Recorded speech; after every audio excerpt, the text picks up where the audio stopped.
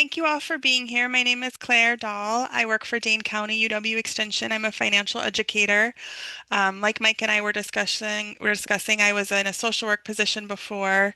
I'm really just a regular person that loves to learn and talk about money as just a personal interest. And I always felt like if you aren't paying attention to your money, you're probably missing out on some big opportunities. Or if you're not being willing to face what's going on with your money, you could get into some really tricky situations, just by being less aware or by avoiding. We see a lot. So, what we're going to talk about today is really the fundamentals of financial stability, which has to do with budgeting, which we like to call spending plans. It sounds a little bit less restrictive, a little bit less, you know.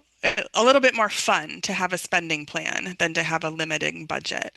So today we are going to try to cover, let's hope my things are working. We're going to try to identify challenges in managing your expenses, going more into the needs and wants or the breakdown of spending plans, learn about tools to track spending. Tracking and budgeting really go hand in hand. They're kind of two sides of the same coin, and then discuss and share saving strategies. Towards the end, I'm hoping we can all share our saving strategies. Things are changing so quickly. Inflation, for whatever reason, is continuing to happen all around us. And so sometimes I feel like, each other can be some of the best resources for that. Like I mentioned, I'm going to send out links to all of the resources I'm discussing after through Mike.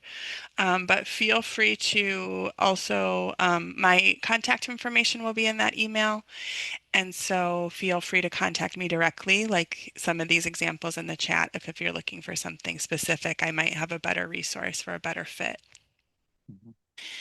So just to start, if you want to share in the chat or unmute, what are some of the biggest challenges that you faced as you manage your own expenses, or maybe talk to people you work with about managing their expenses?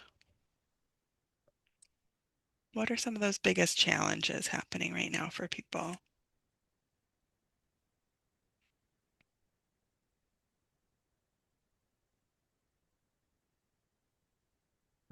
I'm just thinking, when I, go about town, whether it's at Quick Trip or Hy-Vee or, Metcalf's, wherever. I mean, there are a lot of retired people working now. And Mm-hmm. so there must be really a crunch between, the income that they had anticipated and what the expenses are. So I don't know, it's just like we have this last 4 years have been kind of crazy Yeah, definitely. prices, and especially housing prices.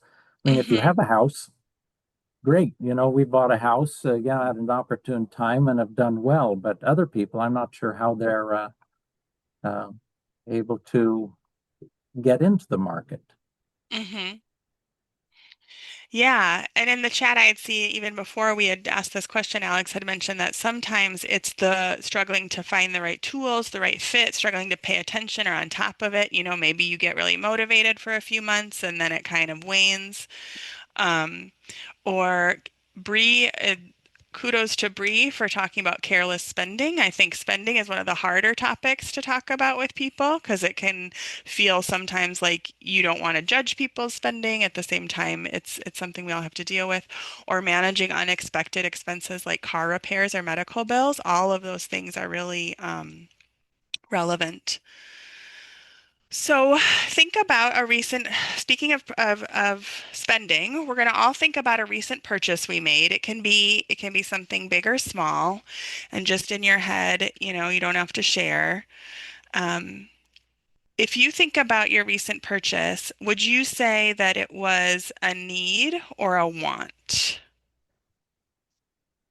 That one that just entered your mind that maybe happened a day or two ago. Would that have come into a need or a want? Want. Yeah, we're I a went fairly out I small went out group. for lunch with a friend. Okay. We're a fairly small group, everyone. Feel free to, Yeah. unmute and let's have a conversation as Claire helps us through this. I remember this wasn't recently, but I spent, for a couple of years, I spent a ton of money on Ancestry. Mm. That's like, you've got the little nothing that gets you, where my grandpa lived. But then if you want to really do the research, that costs a lot of money. And I was really into it. Now I think that was a lost $1,200, Yeah. you know? Yeah. So I see on in the chat too, wants are maybe more common, right, day to day. But I think what is interesting is what was one person's want could be another person's need, right? So someone might say, I absolutely need that coffee in the morning. The want piece is it at home or is it out? Or some people might say, I absolutely need to get my nails done. It's just an essential part of my self-care. So it's interesting because sometimes budgeting kind of forgets the human element of what are our needs. Going out to eat is social, it's entertainment, it's connection with others, right? We get so much more than what we think we do out of these purchases. But at the same time, because of those purchases feeling good, feeling like you deserve it, going out with friends, they can really eat up some of your budget and create some kind of hardship or, what we call living paycheck to paycheck. So because we just want to think about wants as being flexible, is how do people get what they want while also living within their means or not getting into those crunches? So really, we don't want to be judgmental of ourselves or others. We just might need to reframe some of those needs and wants. If you had, for example, a non-negotiable of, in our example here is coffee or soda, this might be, Mike mentioned Quick Trip. I have one of my best friends. Her husband stopped at Quick Trip after work every day. It was his little treat, right? It was like, I'm done with work. I'm going to pick out a snack or a beverage. Um, and they realized that he was spending maybe $10 a day at Quick Trip, which very suddenly, becomes two to 250, $300 a month just on that little treat to himself at the end of the day. And so one of the things we can do is just play around with numbers in our heads, whether it's a daily expense, an occasional expense, and really think, is this what I want to use this money for? And it's very possible that the answer is yes, that you say, oh, my coffee is absolutely worth $1,000 a year. But you might also say, like, I have a lot of other ideas for $1,000. That's like a plane ticket and a hotel, right? So kind of really understanding how you can make this spending impactful in someone's mind or your own mind can be helpful in helping someone reassess their priorities and make sure their money is going to what's most important to them. We're hopefully going to watch this video without without technical problems, but I can't promise that. This video is an example of a video that is in our Financial Wellness at Work program or YouTube channel. And we've created a bunch of short videos that teach concepts 2 to 3 to 4 minutes long about a variety of financial education topics. So hopefully this will work just fine.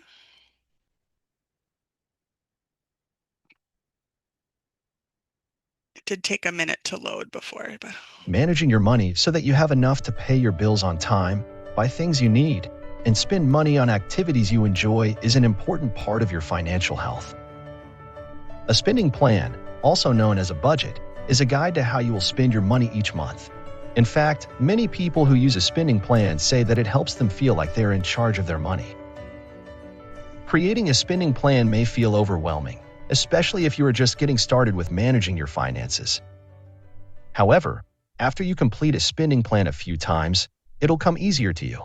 A good spending plan will help you compare your income, which is the money you make or receive, to your expenses, which are things you spend money on. Get started by gathering information about your income and expenses, like your bills. Be sure to include everything.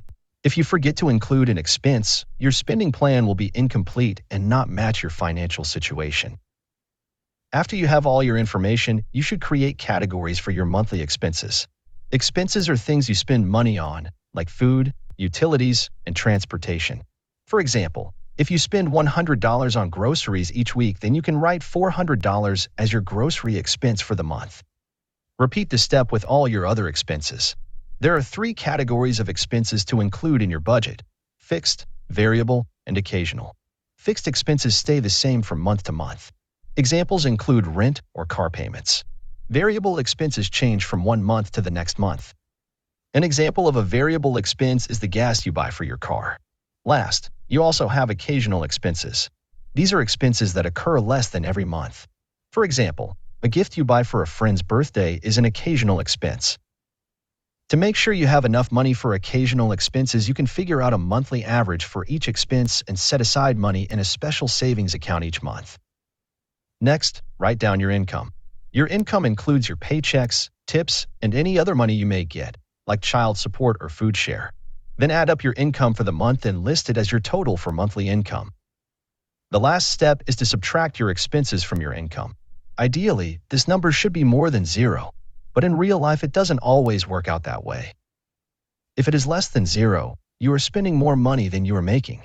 If this happens, you can improve your financial situation by reducing your expenses, increasing your income, or both.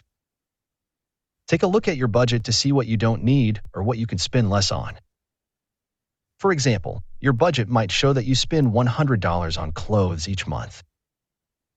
You might decide you can spend $50 on clothes and use the rest of the money to pay bills or save. Writing down our expenses can help us realize we are spending more money than we thought on a certain item or category. Once you become used to using a spending plan, you'll notice that most months are similar and that you can use the current month's spending plan to help you plan for next month. Now can be a great time to improve your finances and work towards your financial goals. Contact your county's financial educator or email the Financial Security Program at finances@extension.wisc.edu to get started. So like I said, that was a video that we use in a couple different ways. It also is part of the Money Matters curriculum, which is a self-paced online resource. It's open and free to everybody, and my favorite part about it is you don't have to create a login. It's just free education right there. So that link will also be in the follow-up email. Give me 1 second to get past this slide. Okay. So this very simple monthly spending template is one that Extension has. I know that there is discussion of spreadsheets, of apps, of complicated things. I think for people who are just trying to get back into it or to get a general awareness, pen and paper can be one of the best tools. Because what this is this is not you saying, I know exactly that I spent this much on groceries, this is on eating out. This is you getting a gauge or a snapshot or a picture of what your month might look like. So similar to the video, in this handout that is linked to it, it has one side, it's called 4 Steps to a Monthly Spending Plan, and it has one side that's filled in with an example and one side that's blank. So whether you're using it for yourself or people that you work with, you can walk through an example and then do it on your own or make multiple copies. So similar to the video, these big elements of spending are really are your income, your debts, living expenses, and then figuring out how much wiggle room do you have? How much cushion do you have at the end of the month? I've never met a person that filled, if you haven't done it in a while, they filled one of these out and they didn't learn something about themselves or their household income. I know in the chat someone said, unexpected car repairs, unexpected medical bills. That might not show up in your monthly plan, but a transfer to savings might, right? Or if you think about emergency funds, or you could have a car repair fund on your monthly budget line, preparing for something like that, a maintenance fund. So helping walk through on pen and paper can just be really helpful. And this just shows that the income would be all the income that you can count on regularly, the take-home pay after taxes, so that we're not using inflated numbers or being mistaken about how much money we have to work with. Keeping track of debts and bills that are going straight to debt is an important step too, because obviously people want to stay current, or if they're in a pinch, still be paying the minimum on those debts when possible. There in the email follow-up will be a link to the Money Matters Debt Management module, which would include this debt log here, this tool, but I'm not going to go too far into debt management. But that's obviously a big topic for many people trying to get back on top of their finances. So when we come back to this fixed and flexible expenses versus discretionary, this comes back to our wants and needs. So on the budgeting sheet that you'll have an example of, or on whichever version that you use, you can see that as you get lower in those lists, there is things that you might have more control over, or things that are nice to do, like gifts, right? Travel, things like that, extras that we might not be able to spend if we're not having that cushion or that buffer. So budgeting is really about setting aside the time and energy to think about finances. Budgeting, even though it might seem unpleasant or laborious, it creates awareness, it creates power, it creates control. It really tries to answer this question, is my money going to where I want it to go? Someone in the chat used careless spending. Um, and I think that's true. There's also convenient spending. There's, fun spending, all kinds of things. A month is such a long time. If we're thinking about a monthly budget, you might not realize you went out to eat five, six, seven times. You might think you don't go out that often. But when you're looking at it at a monthly scale, budgeting can really help pull together this graphic on the left. It can really help regulate the day-to-day expenses. It can help you plan for unexpected expenses. It can help you reach your financial goals by setting them and including them in your budget. And then it really hones in on that choice piece. Is my money going to my priorities? Is there anyone in the group that feels like they've been really successful with having a monthly or maybe quarterly budget, or something that they've found really works for them to keep them motivated with that?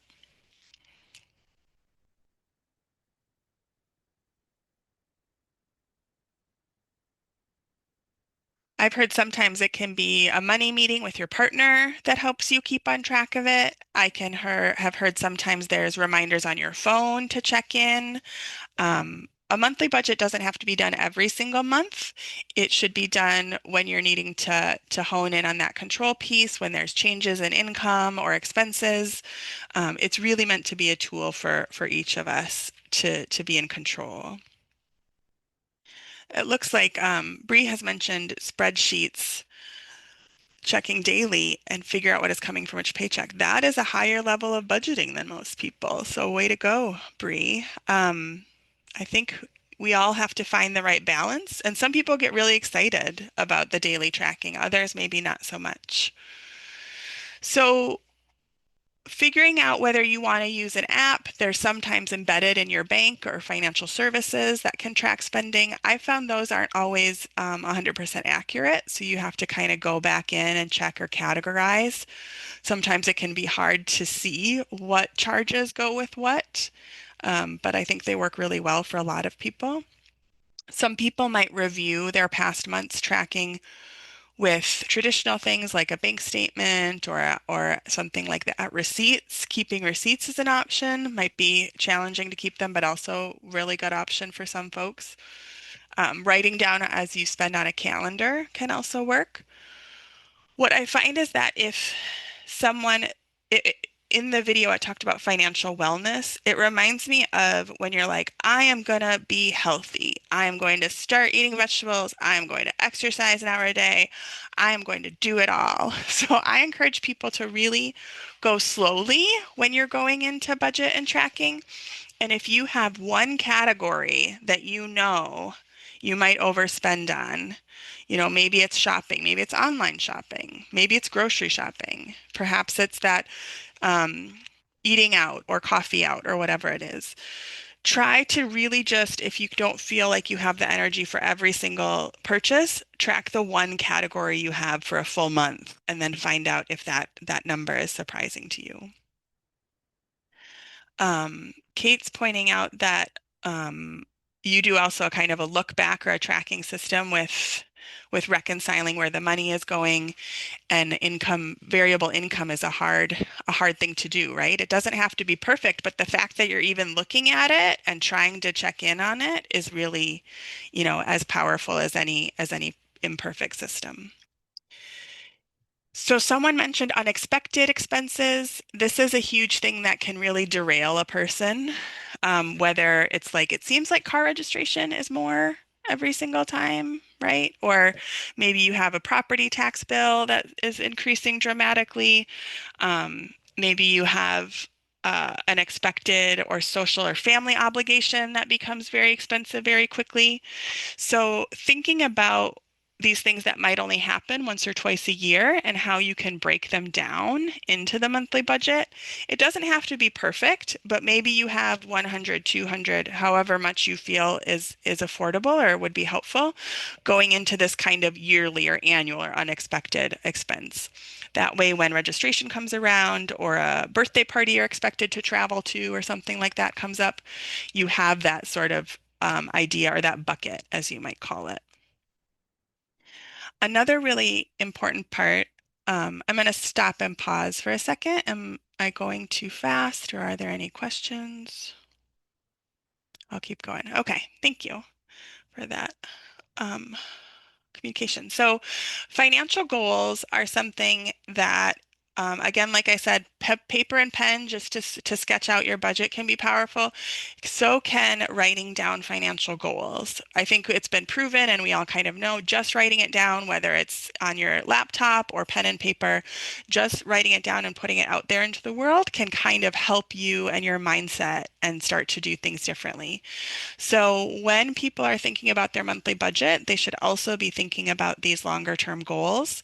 And it can be really helpful and motivating for folks if you say, I've heard this a lot in my conversations. I would just feel so much better if I had $500 in the bank for that car repair. Or I just feel so much better if I knew if I got sick, I'd be a month ahead on rent. So to really walk people through what that would look like and how much it would need can make it seem so much more attainable, especially for people who have been struggling or aren't really sure where to go. So if they said, I'd really love to have $1,000 saved in a year, then break it down per paycheck or per monthly income and help people realize like it is possible. You just have to kind of figure out where you're going to prioritize that money or where it's coming from. Claire, I was thinking about the previous slide Hmm. and how you have all these categories, but many of them are not. I mean, we have little control over what those are going to be, right? I Hmm. mean, your taxes, you get that bill, it's $6,700, Yeah. and that's it. Yeah. There's no talking about or cutting back or anything. Your medical insurance, it is what it is. Yeah. Vehicle registration, oh, wheel tax, that's a new one. You know, Yeah. it's like a lot of these, we end up at the end, and when my wife and I, we sit down, not really sit down, but we're kind of talking about this as we go along through life, and every year we've got, what is discretionary? Well, that ends up being vacation Hmm.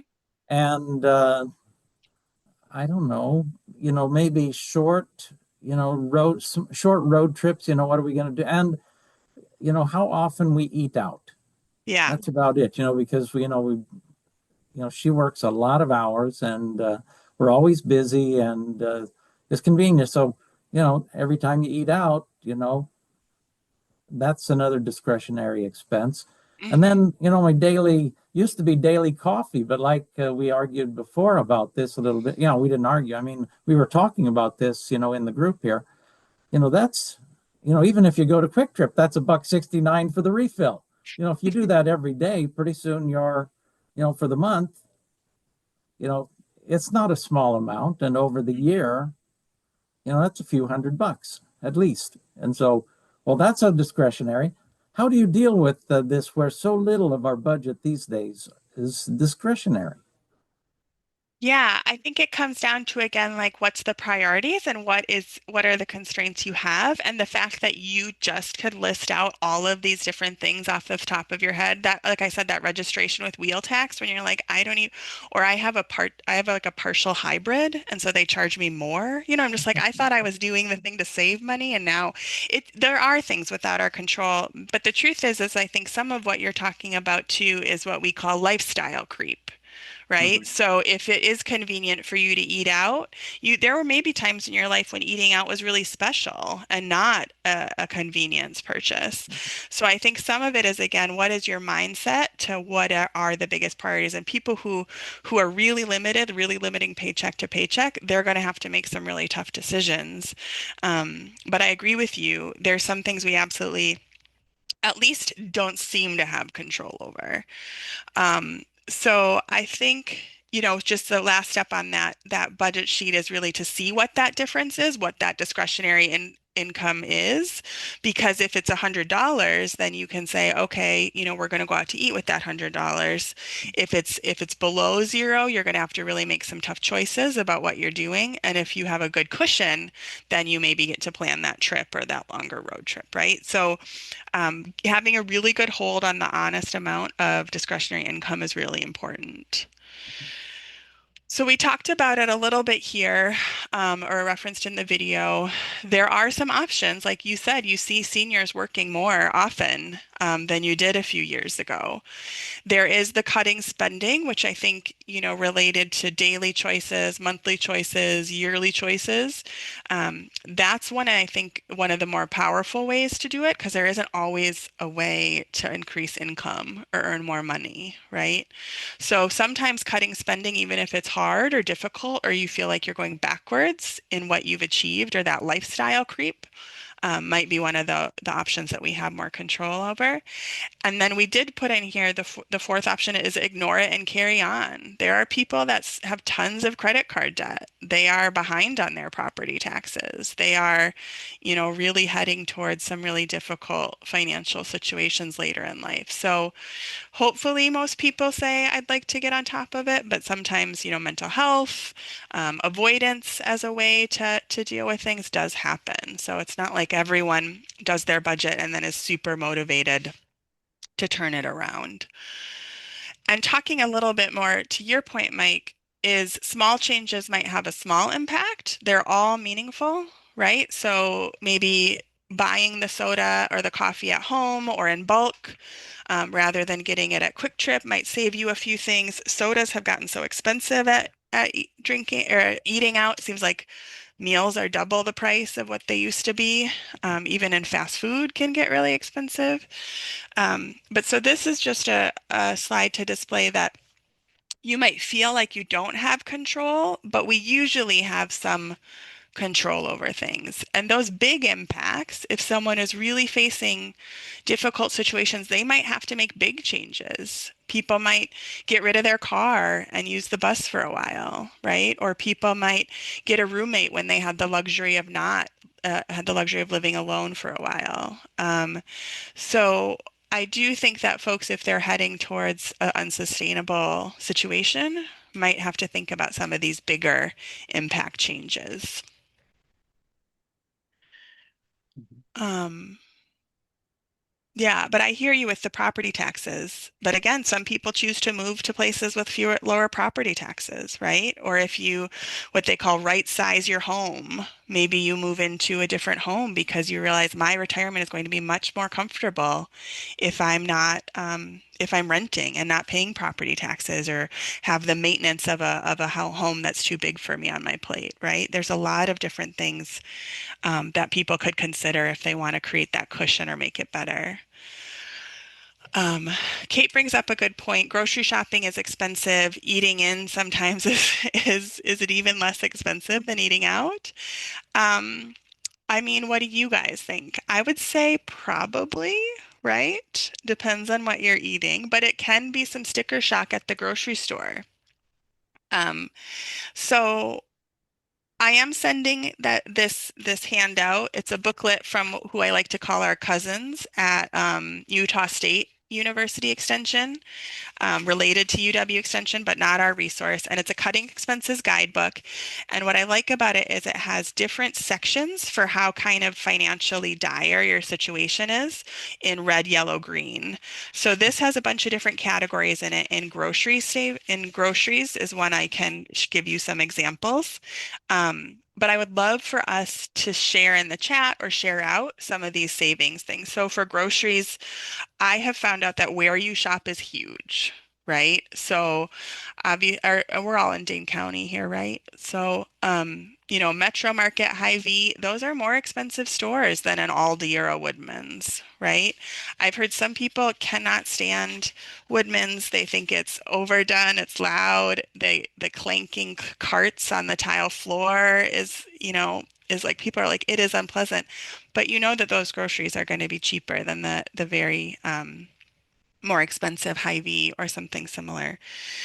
And people, who go to Aldi will not stop talking about how good and cheap Aldi is. I was headed out of town and I was looking at gas prices. Obviously, we have a high rise in gas prices. Woodman's was 40 cents cheaper on the gallon than all of the other places. So that's significant, right? I mean, that could be $10, $15 each tank at least. Um, as far as, yeah, and Woodman's, oh, I had wondered about Costco too. Not everybody has access to Costco, not everybody has a membership, but that's interesting to hear that they're the same as Costco.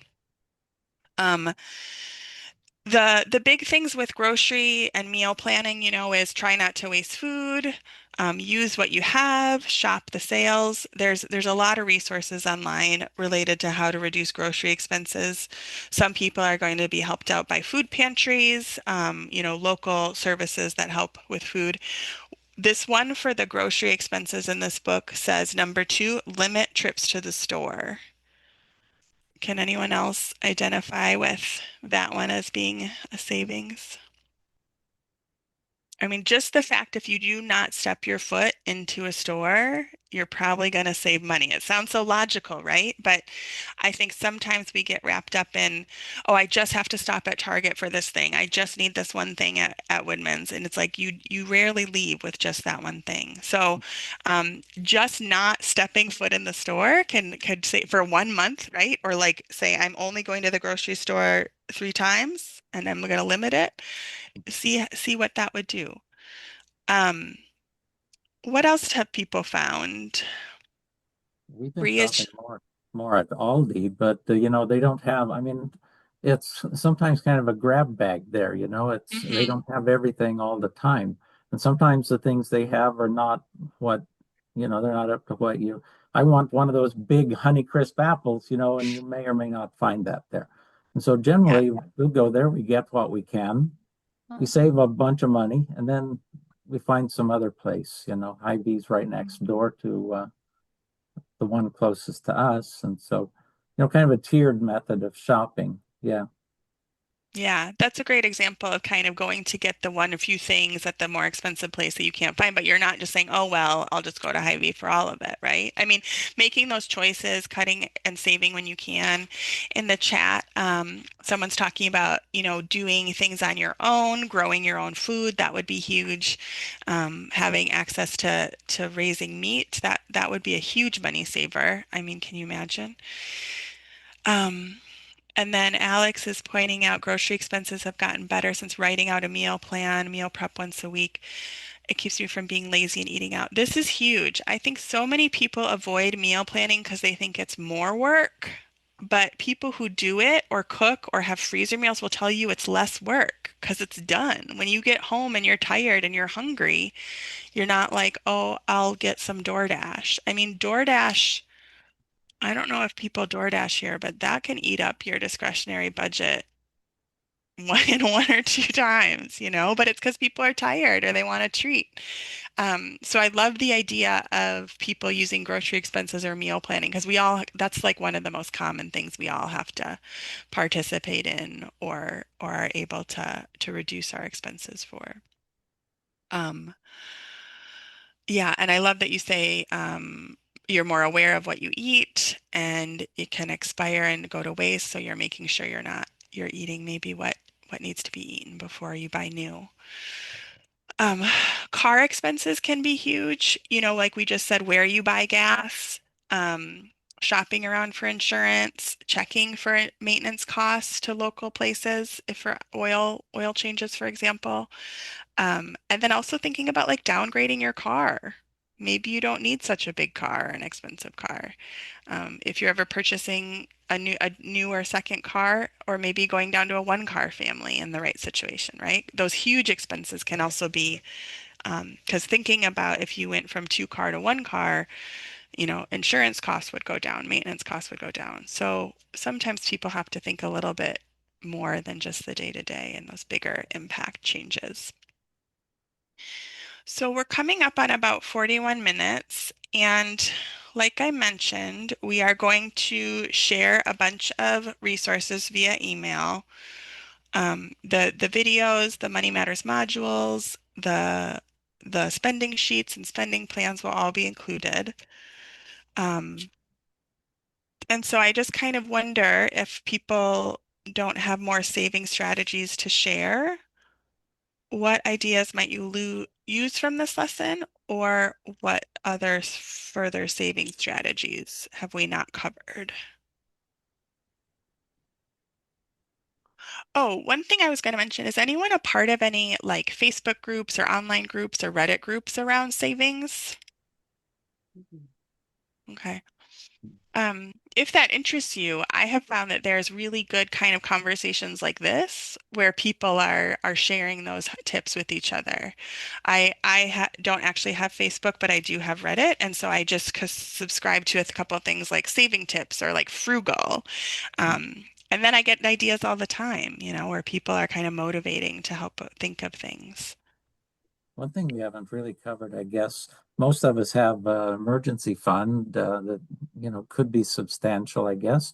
And, you know, often, I mean, many times, the bank that I use for most things offers like 0.001% interest, Uh-huh. even, and so, you have to, I think, I found that it uh, helps to look around for other places where I could put that money, Hmm. realizing that it could take a couple days to get it, if I need most of it. But, you know, you can, earn maybe an extra couple $1,000s a year, just by placing your cash savings, not your retirement fund, of course, but, looking for ways to get a little more interest someplace, out of maybe an online source or maybe a different place in town. Never Yeah, know. that's a really good point. Some people don't realize how much information different financial institutions have on their website. So you can shop around and look at, and one thing you might be talking about is a CD or certificate of deposit is a common one, or you're maybe referencing a high yield savings account. Um, so you can shop around and very quickly compare three or four or five different financial institutions to see where that, if you have, are fortunate to have a chunk of extra money that you don't need, like you said, for a few months or a few years, definitely earning some savings or interest on that could be helpful. Mhm, mhm. I just have a quick question, if you don't mind. Yeah. I know I spend too much money at the grocery store. That's probably where I spend the most. I have two teenage kids, athletes, Hmm. blah, blah, blah. So it's very expensive.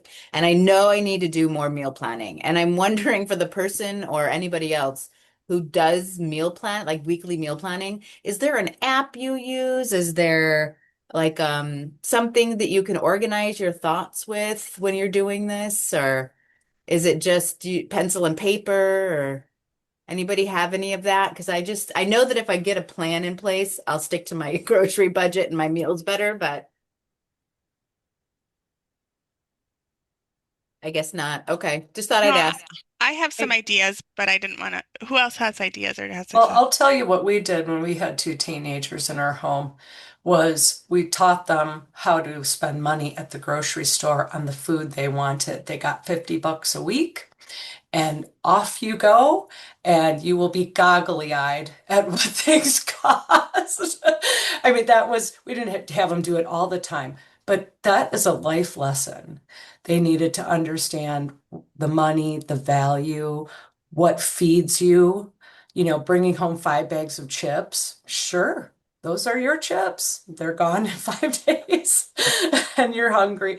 We just did that. And I don't know whose idea that was, but I do have now a couple kids in their 20s who are miserly and frugal with their money and have, really nice savings accounts. So I don't know how old your kids are, but that was the idea that we just when food just kind of shows up. Yeah. I love that. I love Yeah, that, Amy. That's yeah, brilliant. yeah. I don't know. I don't know. I'm sure it wasn't my idea, but No, I think that's really great. I'd have to use two different budgets because I have a son with celiac and gluten-free food oh, is like Pete. so Okay. expensive, but that's Yes, beside the point. yes. I can come up with that. But Oh yeah, no, that's actually a good yeah. example I is love how that a though. grocery budget is a buster, Yeah. right? It's a Yeah. budget buster. Yeah. Great way to teach planning. Yeah. Yeah, other strategies are like using what you have at home first. So shop in your cupboards first, making sure there's not just stuff sitting there. You're rotating stock in a way. So you base your meals around those kind of things. I can also say having things that like hopefully your teens or your family is okay with leftovers, right? Because meal prepping doesn't have to be always like you eat the same thing that you made a big bowl of on Sunday. But having those ready-made foods or those few big batch things through the week so that like it doesn't really matter what it is as long as it's ready and made for your family, or freezer meals like spaghetti and meatballs or just the meatballs you pull out of the freezer when you're tired or in the morning. So I think it's more of like if you just do it more or like try it more, you'll find what works for you. And I know that's not a straight answer. Um, but like we said, not knowing your child had celiacs, it's like that's complicated. That's a Mhm. whole other thing. But I do find, and I can relate to you personally, is other when I'm trying to be frugal in other areas, I find I will overspend at the grocery store because I'm like, well, I'm not spending money anywhere else. Why do I have to Mhm. like pay much attention to this? And then all of a sudden Mhm. you're like, I spent $800 this month and Yep. I probably could have done a little bit better. Yeah. Um, so I think it's one thing I've also heard that people like is the online shopping for pickup because then if my budget is 80 or my budget is 150, Mhm. you have that easier way to like take things out of the cart. Other people overspend in online grocery shopping, but that's another, if you have a really firm budget, you're not going to go over it. But I definitely love the idea of teaching kids, the different value of different foods. Mhm. I had done that with my son, and at Woodman's, on the labels it shows price per ounce. It breaks it down price per ounce. So he's been schooled in comparing that for cereal boxes or anything like that. Because sometimes the smaller box is even cheaper. You just got to price it out. Um, but I haven't heard of amazing apps. I think if I do, I'll ask around and follow up. But Alex mentioned shopping with coupons, and we used to do that a lot more. I feel that they don't, the merchants aren't putting out as many coupons as they used to. I don't know, Alex, what you're finding out there, but just I don't see as many good coupons as we used to. If you're a pick and save shopper, they send you coupons based on what you buy. So we have Yeah. a pick and save right by my house, and whatever I tend to buy, they mail me every month coupons of the things that I'm buying. So it's all like AI based, right? So then it keeps you coming back to buy the same stuff there. So it's pretty smart and it's helpful too. Mhm. That does sound nice. Yeah, or Yeah. I've seen like sometimes things are moving to digital coupons, Yeah. where you have to have an app and then you have to make sure you're adding them and they have to scan correctly. I mean, I'm sure for some people that works really well. I find that a little bit challenging to keep up on. Yes. One thing I noticed is that some of our older friends who don't really use their phones for anything other than talking, they're kind of left out of this movement toward digital coupons. Hmm. It's you know, try to show them how to use it, when we get a chance. But yeah, it leaves some people out. Yeah, definitely. Mhm. All right. Well, we do appreciate your feedback. If you care to fill out an evaluation, we invite that. At the UW, we always want to use data to make things better.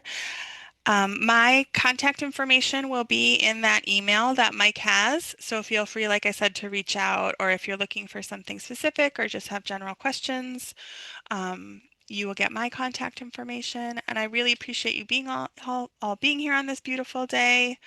Um, Thank you, so- Claire. This was yeah, really, really helpful. I appreciate you being here. yeah, Super. it's Thank you, nice to Claire. see We you. really appreciate it. Last chance, everyone. Anyone, any other questions? Okay, then. Well, Claire, thank you again. It was really great to get all this information. It's things you don't really think about that really make a big difference in your life. hmm Appreciate it. Yeah, like I said, it's so much like related to health or well-being. It's like these little things we do every day or these little goals we set can really change our trajectory of our financial stability or our financial wellness. So Absolutely. um, I appreciate, having people that are interested in the same stuff because it's important for all of Super. us. So, And everyone, I'll send that email out here shortly as soon as I get back to my desk. Alrighty. all Well, right, thanks thank again. you. Yep. Thank you, everybody. And take care.